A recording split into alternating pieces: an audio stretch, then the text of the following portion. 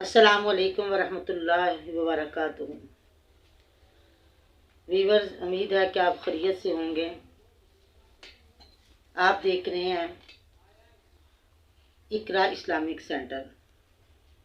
اگر آپ ہمارے چینل پر نیو ہیں تو اسے لائک اور سبسکرائب کریں۔ آج جو حدیث کا ہم نے سلسلہ شروع کیا ہے، آج ہم نے پڑھنی ہے حدیث نمبر 16۔ وہ ہے کہ عورت کو بھی مسواک کرنی چاہیے، عورت کو بھی مسواک کرنی چاہیے۔ ان عائشہ رضی اللہ تعالی عنہا انہا قالت کان نبی اللہ یستاکو فیعطینی السواک لیغسلہ۔ حضرت ام المومنین حضرت عائشہ رضی اللہ تعالیٰ عنہ سے روایت ہے کہ نبی صلی اللہ علیہ وسلم مسواک فرماتے تھے، پھر مجھے مسواک دھونے کے لیے دے دیتے تو میں اس سے مسواک کرتی، پھر دھو کر آپ کو دے دیتی۔ مسواک کرنا رسول اللہ صلی اللہ علیہ وسلم کی محبوب سنت ہے۔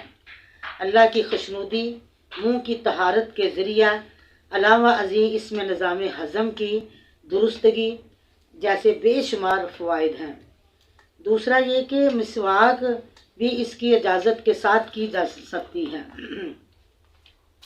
نیز اس حدیث سے خامد بیوی کے حسن معاشرت کے ایک خوبصورت مثال بھی ملتی ہے، اور یعنی میاں بیوی کی محبت کا اظہار بھی اس سے ہوتا ہے۔ حدیث نمبر 17۔ سر ڈانپے بغیر عورت کی نماز قبول نہیں ہوتی۔ کیونکہ یہ سلسلہ جو ہم نے شروع کیا ہے نا حدیث کا، کہ عورت کے اہم مسائل۔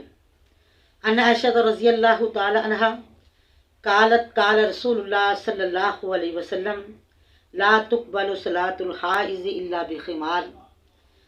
ام المومنین حضرت عائشہ ہی سے روایت ہے، وہ فرماتی ہیں کہ رسول اللہ صلی اللہ علیہ وسلم نے فرمایا کہ بالغ عورت کی نماز اوڑھنے کے بغیر، دوپٹے کے بغیر، چادر کے بغیر قبول نہیں کی جاتی۔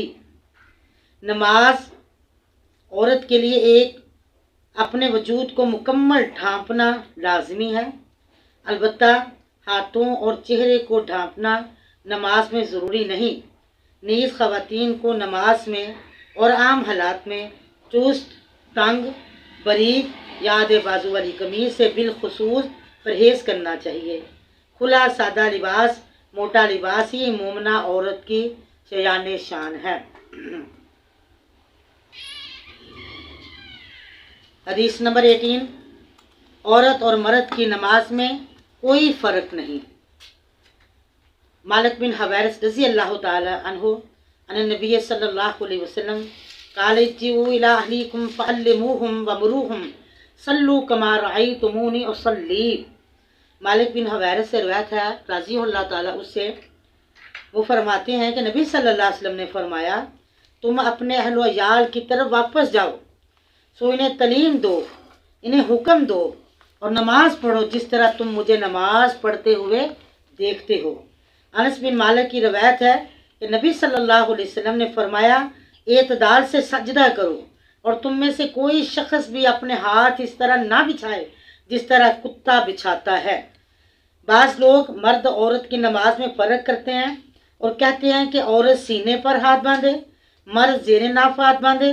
اس طرح عورت سجدے میں جا کر بازو اپنے پہلوؤں سے ملائے اور سمٹ کر پیٹ کو رانوں اور رانوں کو پنڈلیوں سے ملائے اور ہاتھ زمین پر بچھا کر سجدہ کرے، لیکن یہ طریقہ صحیح حدیث کے خلاف ہے اور مذکورہ فرق کی صحیح حدیث سے ثابت نہیں۔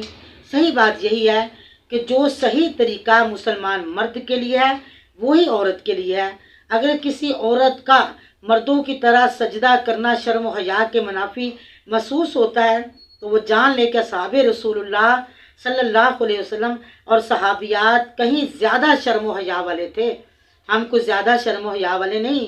پھر رسول اللہ صلی اللہ علیہ وسلم کو کیا اس بات کا علم نہ ہو سکا کہ سمٹ کر اور زمین کے ساتھ لگ کر سجدہ کرنا زیادہ باعث پردہ ہے؟